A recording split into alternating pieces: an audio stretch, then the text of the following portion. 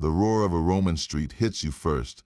A thick aroma of sizzling meat and sour wine hangs in the air, a chorus of shouts and laughter rising from shadowy doorways. This is the world of the Roman tavern, and today you will step inside. You will discover exactly what was served daily to the common people of Rome, from their staple porridge to a shockingly popular fish sauce. By the end, you will know the full sensory and social experience of these ancient fast food joints, understanding a side of history often left off the marble monuments. How did a simple bowl of porridge become the fuel of an empire, and what mysterious condiment was so beloved it was found in nearly every kitchen? What would it truly feel like to pull up a bench and join the meal? These doorways led into a place known as the popina. Forget the image of a quiet, cozy pub. A popina was a bustling, noisy, and wonderfully chaotic social hub, the absolute heart of daily life for the vast majority of Romans. While the wealthy elite reclined in their private homes for formal, multi-course dinners, the common people, the workers, the freedmen, and even off-duty soldiers gathered here. This was where you went after a long day of manual labor, where you met friends, heard the latest gossip, and for a few coins, forgot the struggles of the world outside. You would typically find a popino on the ground floor of a towering apartment block called an insula. Stepping inside, the atmosphere was starkly functional. The air was thick with smoke from the cooking fire and the smell of the day's offerings. Furnishings were simple and sturdy, built to withstand heavy use, wooden benches and rough-hewn tables that could be quickly wiped down. The space was often loud, filled with the clatter of clay cups, the calls of the tavern keeper, and the animated conversations of its patrons. It was a predominantly male space, a refuge from the formalities of the household. And it was viewed with deep suspicion by Rome's upper class and its moralists. To men like Cato the Elder, these taverns were dens of idleness and vice, places where the lower orders wasted their money and corrupted their morals. This disdain, recorded in their writings, ironically gives us some of the clearest pictures of how vital and vibrant these establishments truly were. The very fact that the elite felt the need to complain about them so loudly tells us one thing: the popina was not just a place to eat, it was a pillar of Roman street life, a world away from the marble halls of power. The true foundation of every meal, the fuel that kept the empire running, was not exotic spice or imported delicacy. It was grain transformed into two humble forms, bread and porridge. For the vast majority of Romans, their day began and ended with these dense, hearty carbohydrates. The bread of the common people was a far cry from the delicate white loaves enjoyed by the elite. The most basic was called panis plebeius, or sometimes panis castrensis, meaning soldier's bread. This was a dark, coarse loaf made from bran, the hard outer layer of the wheat kernel that we often remove today. It was dense, gritty, and difficult to chew, but it was cheap, filling, and packed with fiber. A step above this was panis secundarius, a slightly better quality bread made from more refined flour, though it was still a whole-grain, substantial loaf. You would purchase these from a baker, but just as likely, you would bring your own grain to a communal oven in your neighborhood, paying a small fee to have it baked. The bread was so vital it was often used as an edible plate, a thick slice called a trencher that would soak up the juices and sauces of whatever was served on top of it. But even more fundamental than bread was porridge, known as puls or pottage. This was the true daily staple, a thick, hot cereal simmered in a pot over the tavern's fire or in a home kitchen. It was typically made from spelt, an ancient grain called far, or from barley or millet. Eaten plain, it was a bland but sustaining mush. Its magic, however, lay in its versatility. For those with a few extra coins, this simple porridge could be transformed. A drizzle of olive oil, a sprinkle of salt, a handful of chopped vegetables like leeks or onions, or a few bits of leftover meat could turn a basic meal into something satisfying. This pottage provided the slow-burning calories needed for a day hauling stones, working the fields, or building aqueducts. It was the edible bedrock of Roman life, a warm, constant presence in a world of uncertainty. Yet, sitting in a noisy tavern with a bowl of this simple fare, you would have reached for one ubiquitous item to give it flavor, a condiment so essential it was on every table. That simple porridge, however, was rarely eaten plain. To understand the true flavor of Rome, you must meet its most famous and controversial condiment, a sauce so essential it was found in nearly every kitchen and on every tavern table. This was garum, or as it was sometimes called in cooking, liquamen. Imagine a flavor so powerful it could define an entire empire's cuisine, a liquid so valued it was traded across continents. At its heart, garum was a fermented fish sauce. Its production was a straightforward, if pungent process. Small, oily fish like anchovies, sardines, or mackerel were layered in large clay vats or barrels with vast quantities of salt and sometimes aromatic herbs. This mixture was then left to ferment under the hot Mediterranean sun for months, sometimes up to a full year. The salt prevented putrefaction, while enzymes from the fish guts broke down the flesh into a complex, savory liquid. Once the fermentation was complete, the solid matter was strained out, leaving behind a clear, amber-colored sauce. This was the prized garum. The remaining fish paste was a cheaper, lower-grade product called alec, often used by the very poor.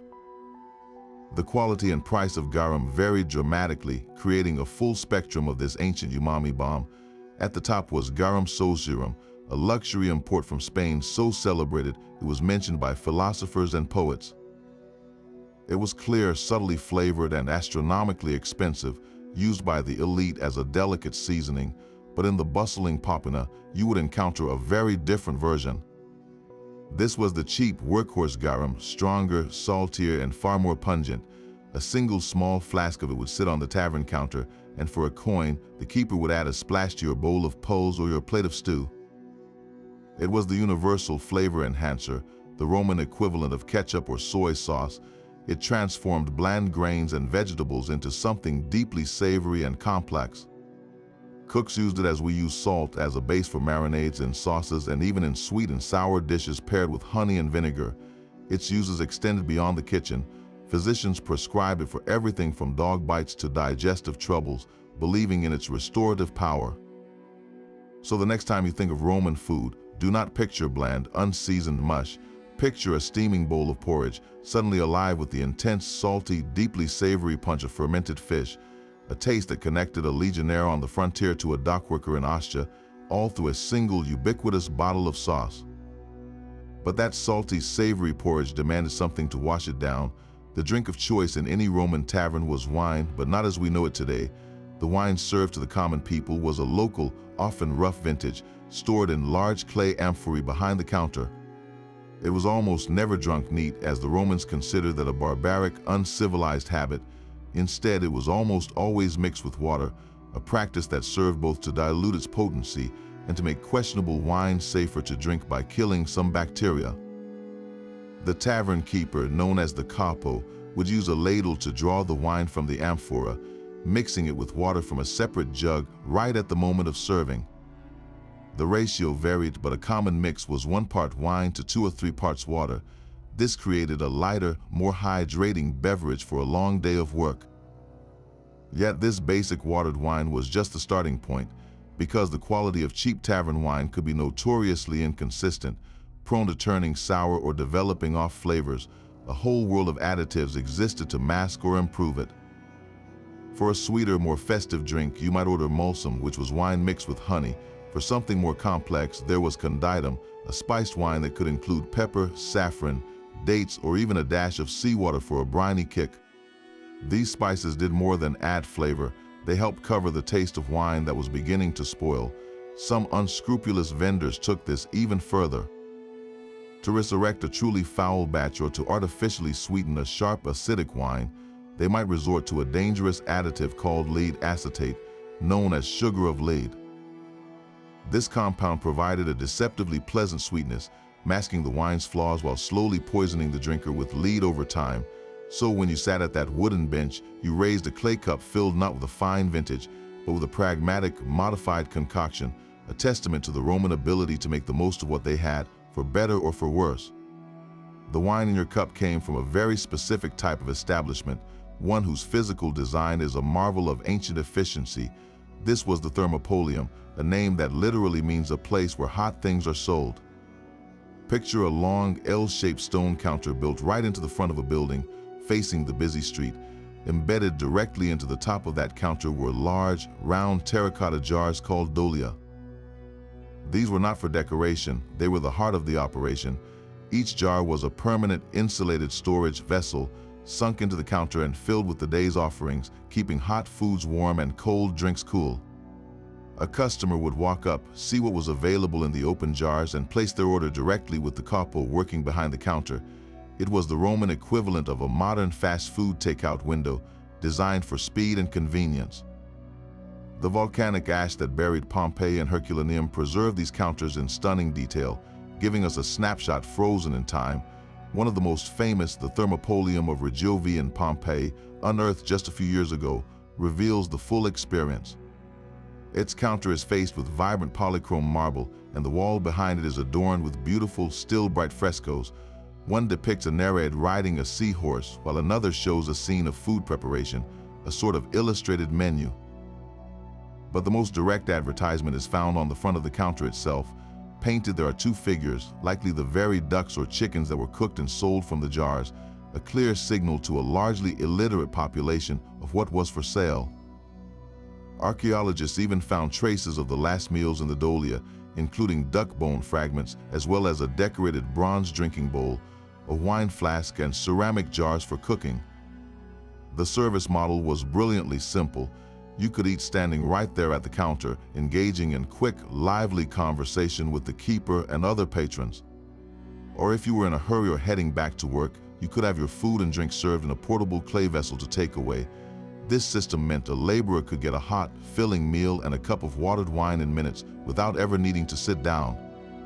The thermopolium was the ultimate expression of Roman practicality, turning sustenance into a rapid, social transaction on the bustling street. That simple bowl of porridge, however, was rarely alone on the table. Flanking it were the other pillars of the common Roman diet, a world of humble pulses and hearty vegetables that provided essential nutrition and variety. These were not side dishes in the modern sense, but core components of the meal, often the main event themselves for those without the means for meat. The most important were legumes, a category the Romans called puls broadly, but which included specific staples like lentils known as lens. Lentils were a dietary workhorse, cheap, filling, and packed with protein. They were typically boiled into a thick, simple stew, sometimes flavored with nothing more than a dash of that ubiquitous garum and a clove of garlic. Beans, particularly the broad bean or faba, were another common sight, often mashed into a paste. Chickpeas sicer were eaten boiled or roasted, and even ground into a coarse flour. Then there were lupins, a bitter legume that required extensive soaking to remove toxins, but once prepared, provided a salty, nutritious snack often sold by street vendors. These pulses were the silent, steady fuel of the populace, simmering in tavern pots and home kitchens across the empire. Alongside them came a roster of vegetables that could survive transport and storage, the durable all-stars of the ancient world. Onions and garlic were fundamental, used as much for their perceived medicinal properties as their strong flavor. Leeks, cabbage, and turnips were boiled into stews or simply cooked in water until tender. These were not delicate salads, but sturdy, earthy foods designed to fill the belly and withstand the heat of a single cooking fire. No tavern meal was complete without something briny and sharp to cut through the starch. This is where olives came in, both green and black, preserved in salt or brine. Pickled foods were also incredibly common, from vegetables to small fish, providing a tangy, preserved bite that could last for months. For a construction worker, a porter, or a slave, a typical daily meal might consist solely of a coarse bread loaf, a bowl of lentil stew heavy with leeks, and a handful of olives, all washed down with that watered wine. Meat, whether pork, poultry, or game, was a luxury, a rare addition save for festivals, paydays, or the tables of the wealthy. The true daily diet of Rome was built on this plant-based foundation, a testament to resilience and ingenuity, transforming simple, earthy ingredients into the sustenance that powered history's most famous empire. But even a diet built on grains and legumes craved richer flavor.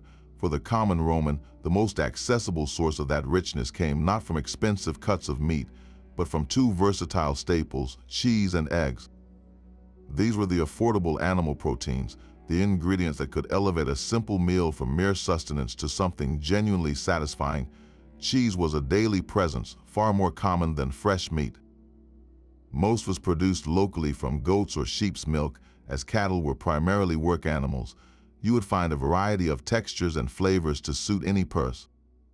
Fresh cheese, similar to a soft ricotta or farmer's cheese, was mild and moist, often eaten with honey or fruit for a simple dessert.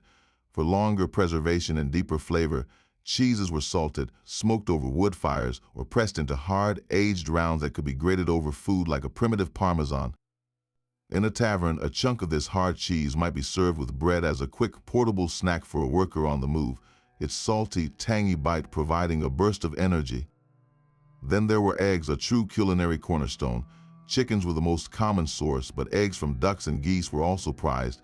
They were astonishingly versatile, a quick protein that could be prepared in minutes over the tavern's fire. A boiled egg, peeled and sprinkled with salt, was a classic simple meal. Eggs could be fried in a drop of olive oil, scrambled with whatever herbs were on hand, or used as a binding agent in more complex patties and fritters that stretched precious bits of meat or fish. For a customer with a few extra asses, the small bronze coins of the realm, the tavern keeper might offer a heartier plate, a thick vegetable stew with a boiled egg halved on top, or a savory pancake of chickpea flour and egg fried until crisp. In these ways, cheese and eggs acted as the crucial bridge in the Roman diet. They were the accessible luxuries that added substance and savor to the daily routine, proving that even in a world of simple ingredients, culinary ingenuity always found a way to create something more. For those with a few extra coins to spend, the tavern's menu offered a richer, more substantial world beyond cheese and eggs. This was the realm of meat, a clear sign of a slightly more prosperous day or a deliberate indulgence. The most common and beloved form was sausage, known as botulus or farsimon. These were not the refined links we might think of today, but a pragmatic and flavorful solution to using every part of the animal. Tavern keepers and street vendors would take the less desirable cuts, the organ meats, blood, and fatty scraps, and mix them with spices like pepper, cumin, and aromatic herbs. This mixture was then stuffed into cleaned intestinal casings, creating a dense, savory tube that could be boiled, smoked, or grilled right over the tavern's open fire. A sizzling sausage served with a hunk of coarse bread was a classic fast meal, packed with protein and bold flavor, a testament to Roman resourcefulness where nothing went to waste. For a more complete and warming meal, a customer might order a stew. The Romans called this menudo, a hearty dish of small, chopped pieces of meat simmered slowly for hours. The meats here were typically the cheaper, tougher cuts of pork, goat, or lamb, the kinds that required long, gentle cooking to become tender. These morsels would be combined with a medley of hearty vegetables, leeks, onions, turnips, or cabbage, all submerged in a broth that was deeply seasoned with that ever-present garum and perhaps a splash of vinegar. The result was a one-pot wonder, a steaming bowl of comfort where the lines between meat, vegetable, and sauce blurred into a savory, satisfying whole. It was a meal that stretched a small amount of protein a long way, filling the belly and warming the spirit after a cold or difficult day. It is crucial to understand the hierarchy of meat in the Roman world, as it directly shaped what you would find in a common popina. Beef was a relative rarity on the daily menu. Cattle were valuable as draft animals, used to pull plows and carts, so slaughtering one for meat was a significant event, and the best cuts would never make it to the tavern counter. Game such as venison, wild boar, or hare was the exclusive domain of the elite, associated with lavish hunting parties and aristocratic feasts. The meat that sizzled in the tavern's kitchen was by necessity from the lower end of the scale, the working animals, the older sheep, the sows past breeding age. These were the cuts that required the tavern keeper's skill, long braising, or clever spicing to transform them into something desirable. So when a worker saved up and ordered a stew or a sausage, they were not just buying food, they were purchasing a moment of elevated status, a tangible taste of prosperity in a world defined by daily grind. A sizzling chicken on a spit was a powerful symbol of prosperity in the common tavern. While pork dominated the meat stews, poultry offered a different kind of luxury, one that could be scaled to fit a modest budget. The humble chicken was the star, a bird that could be raised in a small backyard or urban coop, providing both eggs and eventually meat. In a popina, a whole chicken roasting over the open fire was a spectacle, its skin crackling and dripping fat onto the coals below, filling the room with an irresistible aroma. This was not an everyday meal for a laborer, but a celebratory purchase, perhaps for a birthday, a successful business deal, or simply a determined act of self-reward. The tavern keeper might sell it whole to a group sharing the cost, or carve portions for individual customers, serving it with nothing more than coarse bread to soak up the juices. But the world of tavern birds extended far beyond the chicken. For those seeking a smaller, cheaper taste of game, there were wild-caught options that filled the menu. Tiny songbirds like thrushes and fig peckers were considered exquisite delicacies. These small creatures were often caught in nets in the countryside, then plucked and roasted whole, sometimes dozens at a time. A customer could order a skewer of these little birds, eating them bones and all in a few quick, crunchy bites, a burst of rich, dark meat. Pigeons and doves were also common, easily kept in rooftop cotes in the city. They could be stewed slowly in a clay pot with wine and herbs until the meat fell from the bone, creating a rich, comforting dish that stretched a single bird into a meal with plenty of broth. These options show the Roman talent for utilizing every available resource, turning what we might see as garden pests or simple wildlife into valued sources of protein. This hierarchy of birds makes one thing perfectly clear: the flamingos, peacocks, and pheasants you hear about in stories of Roman excess never made it to the tavern counter. Those birds were living theater for the elite, served at banquets with their feathers reattached in dazzling displays of wealth and waste. In the popina, the birds were practical, local, and unadorned. Their value was in their flavor and their sustenance, not their spectacle. The choice between a spit-roasted chicken and a stewed pigeon was a matter of coins and occasion, a small but meaningful decision in the daily life of an ordinary Roman, offering a fleeting taste of the good life, one savory bite at a time.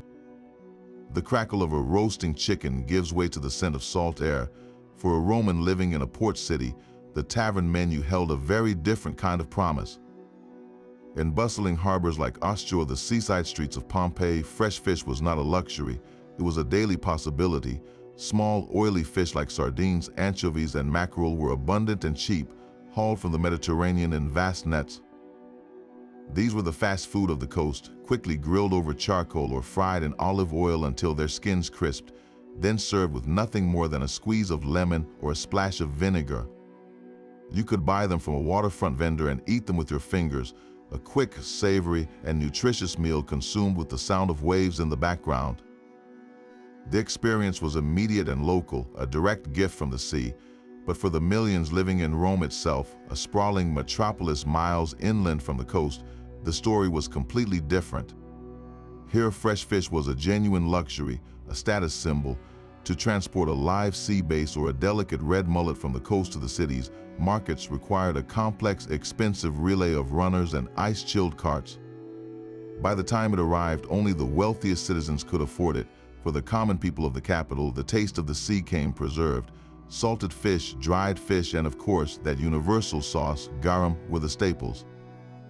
This demand created an entire industrial empire of its own. All along the coasts of Spain, North Africa, and Portugal, massive factories called satari operated.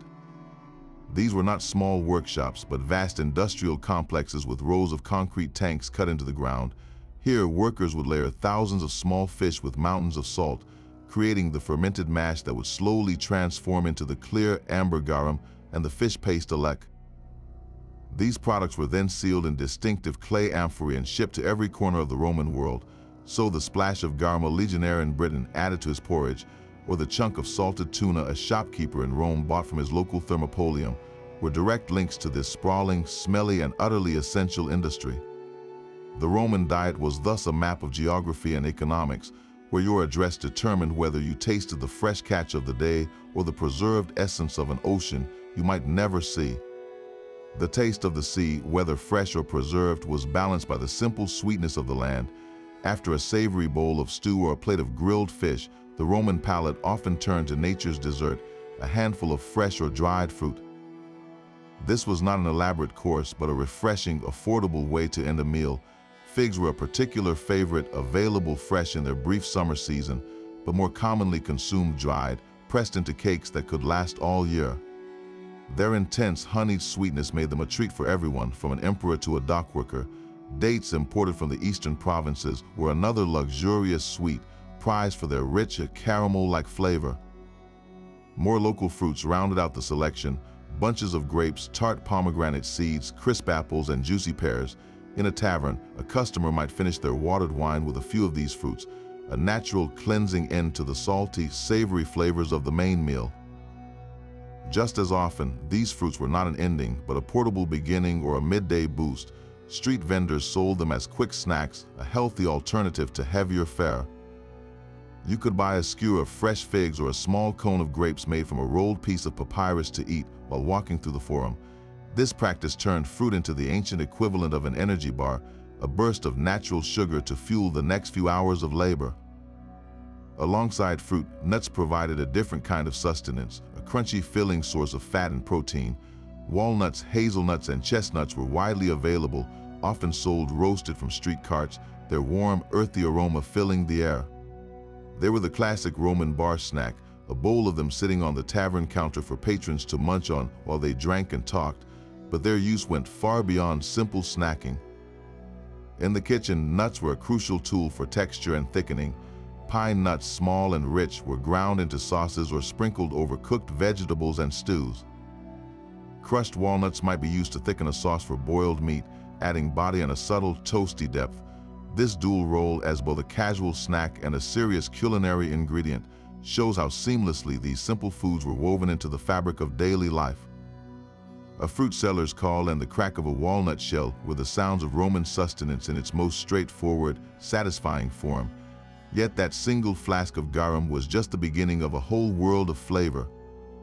The Roman condiment counter was a small but potent arsenal, stocked with liquids and powders designed to transform the simplest meal. Alongside the famous fish sauce, you would find its close relative, vinum muriae. This was not a wine, but a powerful brine, the leftover salty liquid from curing whole fish or from the garum fermentation vats. It was thinner and saltier than garum, used more like a cooking liquid or a potent marinade, injecting a deep oceanic saltiness into stews and boiled vegetables. For a sharp acidic punch, there was always acidum, their everyday vinegar. Made from soured wine, it was a fundamental cooking ingredient and table condiment.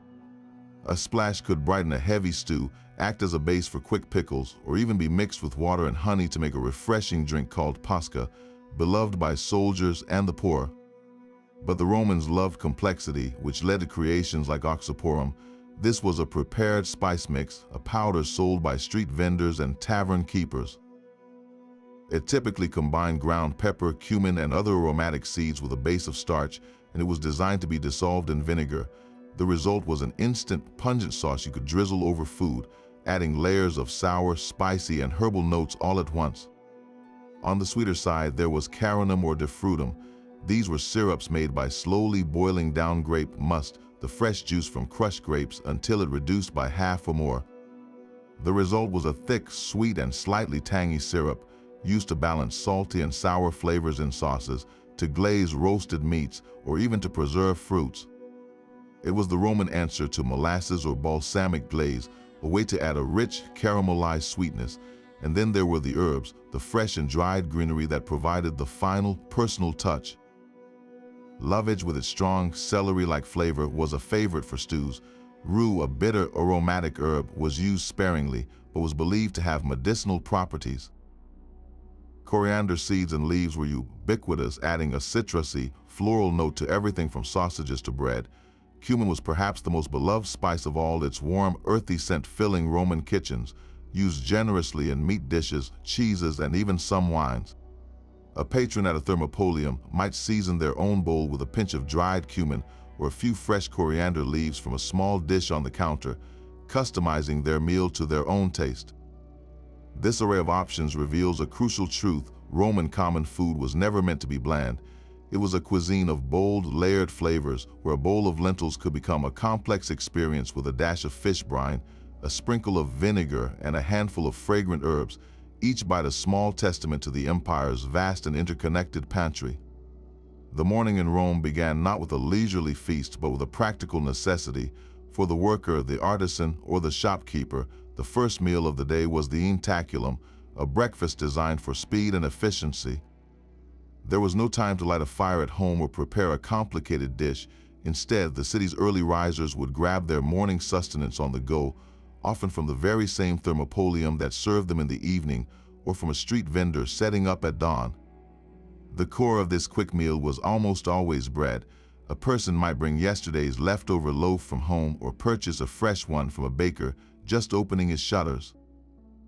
But this bread was not eaten dry. To soften the coarse, often day-old loaf and make it easier to digest, a common practice was to dip it directly into a cup of watered wine or sometimes even plain water. This created a simple, moist bite that could be consumed in a few moments while walking to the docks, the workshop, or the forum. If a few extra coins were available, this basic combination could be enhanced. A small piece of cheese, a few olives from a jar on the counter, or a handful of roasted nuts could be added, providing a bit of fat and protein to fuel the first hours of labor. This was not a meal for sitting down. It was edible fuel, consumed standing at the counter, wrapped in a cloth, or eaten while navigating the crowded streets as the city woke up around you. The contrast with the elite's morning routine could not be starker. In a wealthy household, the intaculum could be a more substantial affair, taken in the home's atrium or garden. They might enjoy eggs, honey, fresh fruit, and finer breads, all served by household slaves, but for the vast majority, the morning meal was a purely functional transaction, a quick absorption of calories before the day's real work began.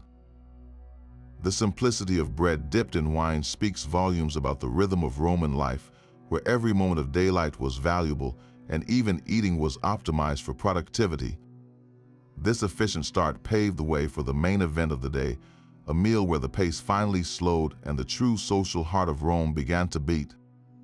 The hurried breakfast of bread and wine gave way to the day's labor, but as the sun began its descent, a different energy filled the streets. For the common Roman who had managed a successful day, the evening promised the cena, the main meal. This was not the extravagant, multi-course banquet of the elite reclining in their villas. In the Corpona, the tavern, the cena was a single, substantial, and deeply social event. After hours of toil, this was the reward, a chance to sit down, share a hearty dish, and reconnect with the world outside of work. The meal itself was a study in satisfying simplicity. A typical order might be a deep bowl of steaming menudo, a stew of lentils simmered with chunks of salty bacon, leeks, and onions, all thickened and flavored with a generous pour of garum. Beside it would be a thick slice of coarse panis plebeias, not just as an accompaniment, but as an edible utensil to scoop up the last bits of broth and soften the bread's tough crust. A wedge of hard, salty cheese might be on the plate for nibbling, and a beaker of that familiar watered wine stood ready to wash it all down. This was not fast food eaten standing up. This was a meal to be lingered over. The cena was the heart of the tavern's social purpose. Men gathered on the wooden benches, leaning in over their shared tables. The air buzzed with conversation, the latest gossip from the forum, complaints about a foreman, jokes, and stories. This was where news traveled faster than any messenger, where friendships were cemented, and where the strict hierarchies of the daytime could soften slightly in the camaraderie of a shared meal. Games often followed, the rattle of dice on a wooden table as patrons played tally, a simple gambling game using knucklebones. The tavern keeper might join in or keep a watchful eye, ensuring the stakes remained friendly and the wine kept flowing. For a few precious hours, the Corpona transformed from a simple eatery into a community center, a vital space for relaxation and human connection after the demands of the Roman world. It was here, over a simple bowl of stew, that the texture of daily life was truly woven together. But that sizzling sausage and bubbling stew emerged from a kitchen utterly unlike our own. The tavern's cooking space was a masterpiece of brutal efficiency, defined more by what it lacked than what it possessed. You would not find a proper bakery or a large, built-in oven in a typical popina. Such installations were expensive, required significant space and fuel, and were the domain of professional bakers. Instead, the tavern kitchen revolved around two fundamental, portable methods that dictated every item on the menu. The first and most essential was the boiling pot. A large bronze or clay kakabas, a deep cooking pot, would hang directly over the main open fire or sit nestled in the coals. This was the engine of the popina, constantly simmering. Inside, you would find the day's puls, the thick grain porridge, or a hearty menudo, a stew of chopped meat and vegetables. Boiling was the perfect method for tough, cheap cuts of meat and fibrous vegetables, transforming them through hours of gentle heat into something tender and flavorful. It was also incredibly efficient, allowing the keeper to prepare a large quantity of a single dish that could be ladled out to customers all day long, with the pot simply being replenished as needed. The second method came from a small, portable charcoal brazier called a foculus. This was the popina's grill and fry station, a versatile tool that could be moved wherever needed. On its metal grate, sausages would sizzle, small fish would crisp, and flatbreads or chickpea pancakes would cook in moments. For frying, a flat pan called a sartego could be placed over the coals, using a small amount of precious olive oil to cook eggs or quick fritters. This setup meant the menu was ruthlessly practical. Every dish had to be something that could be cooked quickly with minimal equipment, in a space that was often cramped, smoky, and hot. There was no room for slow roasted joints of meat or elaborate baked pastries. The food was direct, immediate, and designed for high turnover to get a hungry customer fed and make room for the next one. The scent of charcoal smoke and sizzling fat, mingling with the steam from the ever-present stew pot, was the true aroma of the Roman tavern kitchen, a testament to ingenuity within severe constraint. The smoky kitchen produced a meal anyone could afford, but what was the actual price of a seat at that wooden bench? We can piece together the economics of a Roman tavern meal from scattered clues left behind, like a receipt etched in stone. One of our clearest windows comes from an unlikely source, an imperial edict. In the year 301, Emperor Diocletian, facing rampant inflation, issued his famous edict on maximum prices. This was a government attempt to cap the cost of everything from grain to freight hauling, and it gives us a frozen price list for the entire empire. According to the edict, a Roman pound of pork was capped at 12 denarii, a pint of ordinary wine at 8 denarii, and a pint of fish sauce, our beloved garum, at 16 denarii. Now these are late empire prices and the values had shifted, but the relative cost is telling. The flavoring for your food could cost more than the meat itself. For a more personal touch, we can look to the walls of Pompeii. Graffiti there records transactions that feel immediate, a scrawled note mentioning a loaf of bread for half an as, or a measure of wine for one as. And as was a small bronze coin, the pocket change of the Roman world. To understand what this meant, we need to know a worker's wage. An unskilled laborer, a dockworker or a porter, might earn about 1 denarius for a full day's toil. And 1 denarius was equal to 16 of those asses, so let's build a modest tavern meal with that budget. A bowl of simple lentil stew, perhaps with a few bits of bacon, might cost 2 asses. A large loaf of coarse bread to go with it, another as, a generous measure of watered wine, 2 asses, for a final touch, a handful of olives or a sprinkle of cheese, 1 as. All told, a filling, satisfying evening meal would cost about 6 asses. Out of a daily wage of 16, that left 10 asses for rent, for family, for saving, or for another cup of wine. This reveals the crucial balance. A basic meal was deliberately affordable, a social necessity, but the tavern's real profit and the patron's real danger lay in the drink. Wine was cheap and the social pressure to keep ordering rounds was as real then as it is now. A few extra cups after the meal, a round for friends, and those asses could vanish quickly, turning an affordable night out into a financial strain. The price list etched in stone and scribbled on walls tells a story of careful calculation, where a working man could buy comfort and community for a handful of coins, so long as he knew when to push the empty cup away. That careful calculation of coins could vanish in the haze of a single night. The tavern was never just about the food. Its true purpose was the drink and the vibrant, chaotic social world that blossomed around it. Once the beakers of watered wine began to circulate, the popina transformed into a theater of Roman street life. Rituals governed this space, starting with the toast. A patron would raise his clay cup and offer a dedication to the gods, to the emperor's health, or to the success of a friend's business venture. This simple act, called a proponatio, was a binding social gesture, an invitation to share in the moment and the drink. Refusing a toast was a serious breach of etiquette, a slight that could turn a friendly gathering sour. With the formalities observed, the games began. The most common was a lea, dice. Players would gather around a table, shaking bone or ivory cubes in a leather cup before slamming it down, the rattle cutting through the din as bets were placed on the outcome. For a more strategic challenge, there was duodecim scripta, the game of 12 lines. This ancient ancestor of backgammon used a board marked with spaces, and players raced their pieces around it based on dice rolls, a contest of luck and cunning that could hold a crowd's attention for hours. But where there were games, gambling was never far behind. Wagers were placed on everything from dice throws to board game moves, with stakes ranging from a few extra asses to a day's wages or more. This constant gambling was a source of both thrill and trouble. Roman writers and lawmakers constantly complained about the vice, and for good reason. The combination of cheap wine, lost money, and heated competition was a volatile mix. Tavern brawls were a common hazard, erupting from accusations of cheating, disputes over unpaid bets, or simply the inflated bravado that comes with too much drink. A broken cup, a shoved bench, and suddenly the evening's camaraderie could dissolve into a flurry of fists, a noisy, messy end to the night that the long-suffering capo would have to break up. Yet for all its dangers, this lively atmosphere served a crucial civic function. The tavern was the newsroom of the common people. Here, gossip flowed as freely as the wine. You would hear about which politician was in favor, what the grain shipment from Egypt was delayed, or which merchant had just gone bankrupt.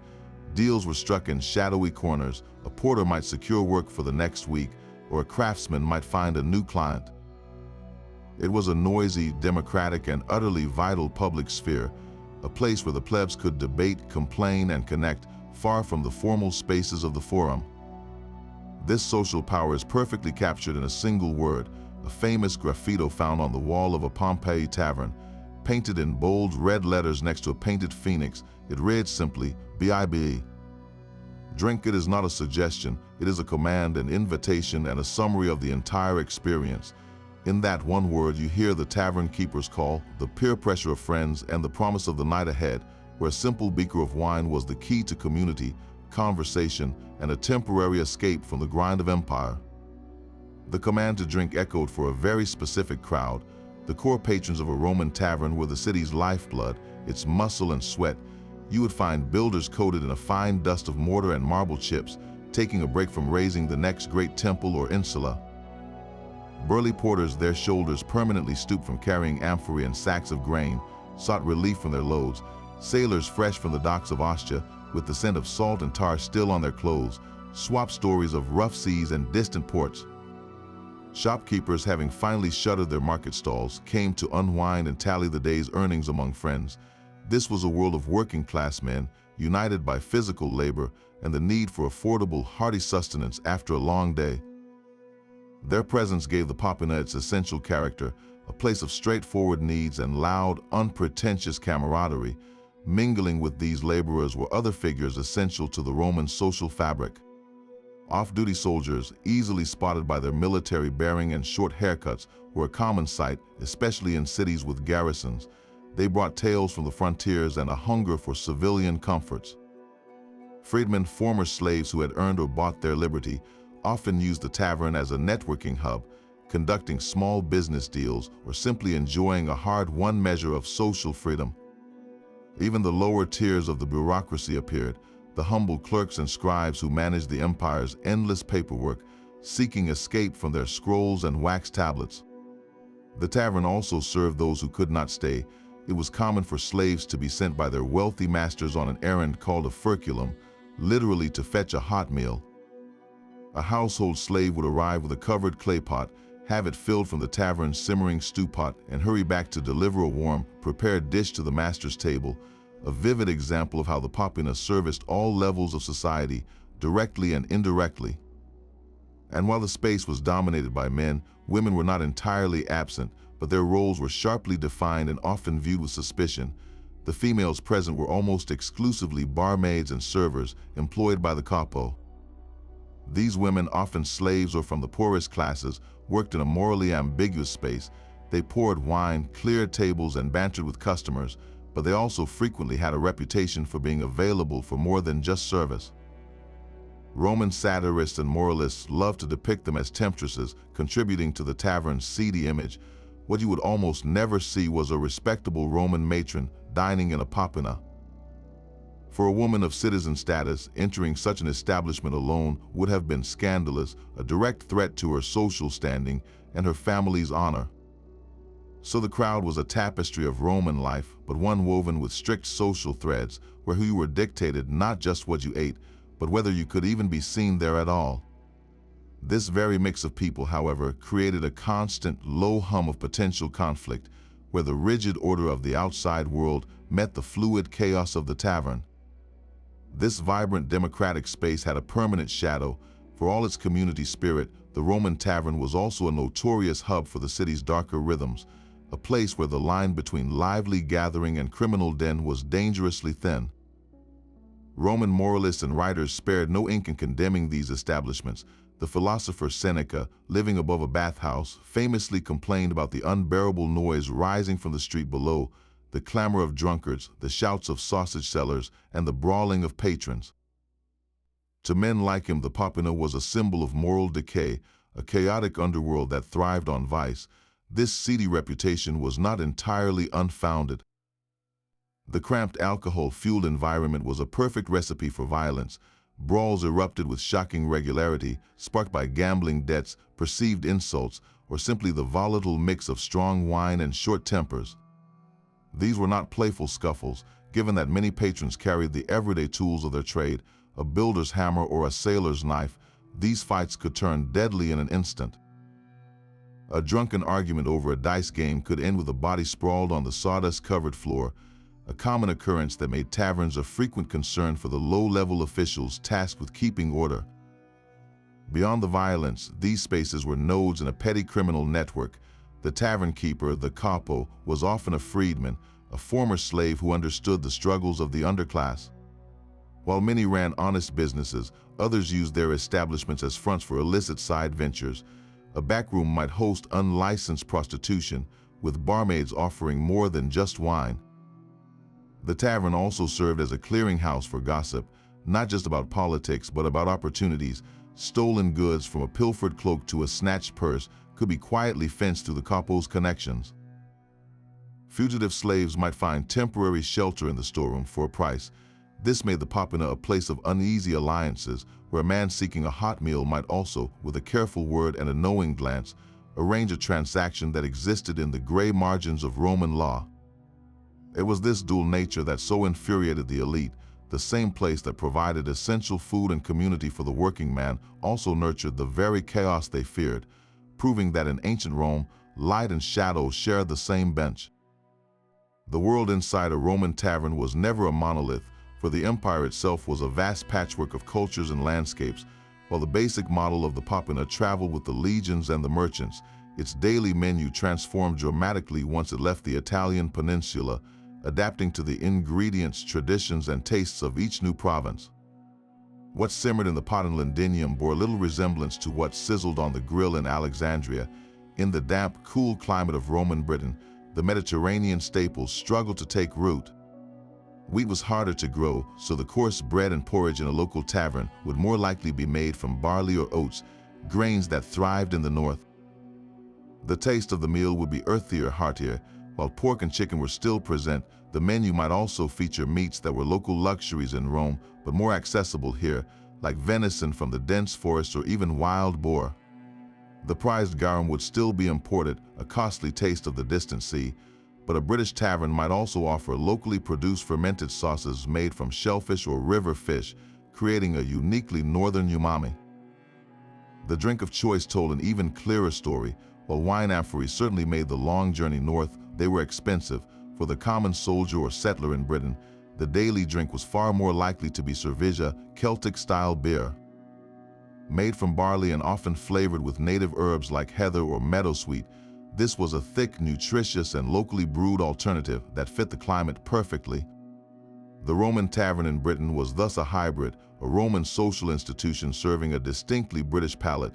Journey south to the sun-baked province of Egypt, and the transformation was even more profound. Here, the Roman tavern model was layered atop an ancient, sophisticated culinary tradition, thousands of years old. The grain of choice was not spelt or barley, but the emmer wheat that had fed pharaohs, used to make the flat, round loaves that were an Egyptian staple.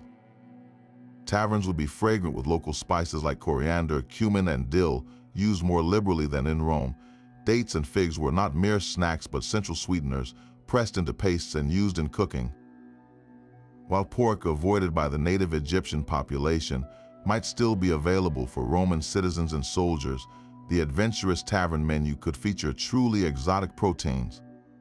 Accounts suggest that curious eaters might sample dishes of crocodile tail, considered a delicacy, or ostrich meat, both sourced from the Nile and the desert edges. The fish sauce here would not be imported garum, but a local version made from Nile fish, perhaps with a distinct tang. And of course, the classic Egyptian beer, a thick, cloudy brew made from bread, remained the people's drink, consumed in taverns long before the Romans arrived and continuing unabated after. A Roman soldier stationed in Alexandria might thus find himself sharing a bench with a local farmer, one drinking wine, the other ancient beer, both eating bread from the same grain but shaped by entirely different histories. Meanwhile, in the fertile lands of Gaul, modern-day France, another kind of fusion was underway. The Gauls were renowned brewers long before Caesar's conquest, and their beer, cerveza, was not displaced by Roman wine culture, it was integrated. In a Gallo-Roman tavern, you would find both beverages competing for patronage. A veteran from Italy might call for a flask of watered wine, while a local craftsman would demand a tankard of the local, often honeyed, brew. The food reflected this blend as well. The Roman love for pork found a happy home in Gaul, where pig rearing was already a Celtic specialty. Gallic sausages, possibly seasoned with native herbs, would sizzle on the tavern brazier alongside more Mediterranean-style stews. The Gauls were also master cheesemakers, and their varieties would have quickly become a prized feature on the tavern board. Here, the popina became a crucible of cultural exchange, where Roman dining habits met deeply entrenched local traditions, creating a vibrant, hybrid culinary scene that would shape the region's palate for centuries to come. This incredible diversity reveals a crucial truth about the Roman Empire. Its strength lay not in imposing a rigid uniformity, but in providing a flexible framework, a social space, a currency, a demand for comfort, that was then filled with the colors, flavors, and sounds of 100 different lands. The empire was not a single recipe, but a sprawling, chaotic, and endlessly adaptable menu. The first light of dawn found the capo already at work, long before the city's workers began to stir. His day began in the cold, quiet dark, hauling buckets of water from the public fountain to fill the large storage jars at the back of his thermopolium. The previous night's sawdust, stained with wine and trampled food, was swept out into the gutter of the still sleeping street. This was the crucial, unseen labor that made the coming chaos possible. Next came the fire, coaxing last night's embers back to life with kindling, then adding logs and charcoal until a steady heat glowed in the brazier. The large bronze cooking pot, the kakabas, was filled with water, grain, and whatever vegetables were left from yesterday, starting the slow simmer of the day's first batch of puls. The morning rush was a blur of motion. As the sun rose, customers appeared, bleary-eyed and in a hurry. The capo sliced yesterday's bread, dipped cups into the wine amphora, and took coins with hands still damp from washing. There was no time for conversation, only the efficient exchange of sustenance for a few asses. His mind was already racing ahead to the midday and evening crowds, calculating how much stew to prepare, how much wine remained in the amphora, and whether the garum flask needed refilling. Once the breakfast rush subsided, the real preparation began. A boy, perhaps his son or a household slave, was sent to the market with a list and a tight budget. The capo had to haggle with butchers for the cheapest cuts of pork, with farmers for wilted but usable vegetables, and with wine merchants for the most affordable, if somewhat sharp, local vintage. Every coin saved on ingredients was a coin of profit. Back at the tavern, the dolia embedded in the counter had to be scrubbed and refilled. The stew pot received its main addition, the tough meat and legumes that would need hours to soften. A fresh batch of sausages was mixed and stuffed, ready for the grill. All of this happened under the constant, low-grade anxiety of spoilage. Without any form of refrigeration, food was a race against time. Meat had to be cooked the day it was bought. Leftover stew had to be brought to a vigorous boil each morning to kill any growing bacteria. The smell of a pot was his first and most important quality check. A single sour note could mean losing a day's entire investment. He relied on strong flavors, heavy salting, and that ever-present garum to mask the first signs of age, a dangerous but necessary dance in a world without ice. As the day wore on, his roles shifted from cook to banker, referee, and psychologist. The evening crowd brought thirst and camaraderie, but also trouble. He had to keep track of a dozen tabs in his head, knowing which regulars were good for their debt and which were not.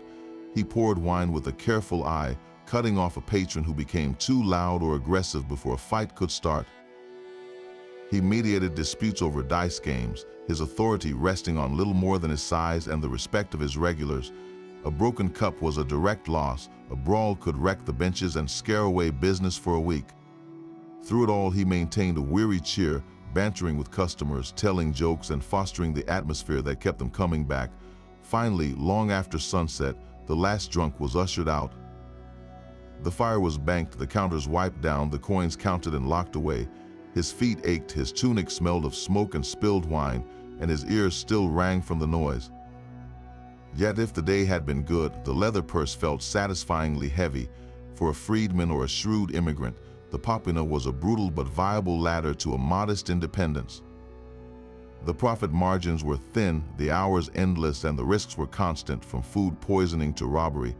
But in a society with few safety nets, it represented self-sufficiency.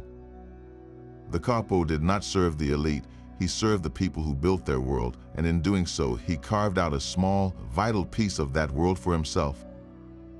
The capo's daily struggle left behind more than just stories. It left physical evidence, a real menu written in ash and soil. The volcanic eruption that buried Pompeii in the year 79 did something extraordinary. It froze the city's taverns in a single moment of business. When archaeologists carefully excavate a thermopolium, they are not just uncovering a building, they are opening a time capsule of Roman street food. The most direct evidence comes from those sunken terracotta jars, the dolia embedded in the counter. Inside, they have found the carbonized remains of the last meals ever served. In one jar, there might be a pile of duck bones, evidence of a roasted bird sold by the piece. Another might contain the bones of a young goat, suggesting a stew of kid meat. More humble finds include the shells of land snails, a common and cheap source of protein, and the bones of small fish, likely fried or grilled whole. This is not a list from a historian's scroll. This is the actual inventory of a working kitchen, preserved by a catastrophe. Science takes us even deeper. Residue analysis, a technique that examines microscopic traces left on pottery, has identified the ghost of meals past. On the inner walls of a humble clay cup, scientists have detected traces of wine, confirming the written accounts. Inside cooking pots, they have found lipids, the chemical fingerprints of fats that match those from cheese and beans. This tells us that the lentil stew was almost certainly enriched with a creamy, melted cheese, and that bean purees were a staple. Then there are the walls themselves, acting as a permanent menu. The beautiful frescoes in places like the thermopolium of Reggio V are not mere decoration. They depict scenes of food preparation, a chicken being plucked or a duck hanging ready for cooking. For a population where many could not read, these paintings were a direct advertisement, a visual promise of what your coins could buy. The evidence stretches far beyond Italy. In Latara, a Roman port in southern France, archaeologists uncovered a tavern that served the local Gallo-Roman population. The floor was not covered with sawdust, but with a thick, crunchy layer of oyster shells. We are not talking about a few dozen, but a massive midden containing thousands upon thousands of shells. This single find paints a vivid picture of daily life in a coastal province. Oysters, cheap and abundant from the local lagoons, were the ultimate tavern snack here, shucked fresh and consumed by the plateful, their salty liquor washed down with local wine or beer. The floor itself became a record of countless meals and conversations, a crunchy testament to a regional taste that the Romans happily adopted. This is where our story moves from reconstruction to reality. We are no longer just imagining the scent of sizzling sausage or the taste of garum. We are looking at the very bones, shells, and chemical residues that prove it. Archaeology gives us a receipt, signed in ash and soil, for the true daily diet of the Roman world. The physical evidence from Pompeii's kitchens connects directly to our own world. The Roman popina never truly vanished, its spirit simply evolved, finding new forms across 2,000 years of history. Look at the classic British pub or the European cafe. Their fundamental purpose is identical to the ancient tavern. There are third places, neither home nor work, where people gather for affordable food and drink, for conversation, and for a sense of belonging. The Roman thermopolium, with its street-facing counter and embedded jars of hot food, is the direct ancestor of the modern fast food takeout window or the Spanish tapas bar, where you can grab a quick, flavorful bite while standing shoulder to shoulder with strangers. The social blueprint is unchanged, a democratic space offering sustenance and community to anyone with a few coins in their pocket. This legacy extends beyond architecture into the very flavors on our plates. That ubiquitous Roman garum, the fermented fish sauce that seasoned every dish, did not disappear with the empire. Its culinary DNA traveled east along trade routes, surviving and thriving in Southeast Asian cuisines. The Vietnamese nuoc mam, the Thai nam pla, and the Filipino patties are all direct descendants of that powerful Roman condiment, each a testament to the enduring human craving for that deep, savory, umami punch. Even the Roman habit of doctoring their wine finds echoes in our traditions. Their conditum, the spiced wine mixed with honey, pepper, and aromatics, is the clear precursor to modern mulled wine, glühwein, and sangria, warm communal drinks that define winter festivals and social gatherings to this day. The Romans may have left behind their marble ruins, but they also left a living legacy in our daily rituals. The next time you share a drink with friends at a local pub or sprinkle a salty sauce on your meal, you are participating in a tradition that once fueled the builders, soldiers, and dreamers of an ancient world, a simple, enduring hunger for good food and human connection. So the story of the Roman tavern is not one of imperial feasts, but of a loud, smoky, and utterly essential world. It was a place of coarse bread and thick porridge, transformed by the powerful punch of fermented fish sauce and washed down with cheap, watered wine.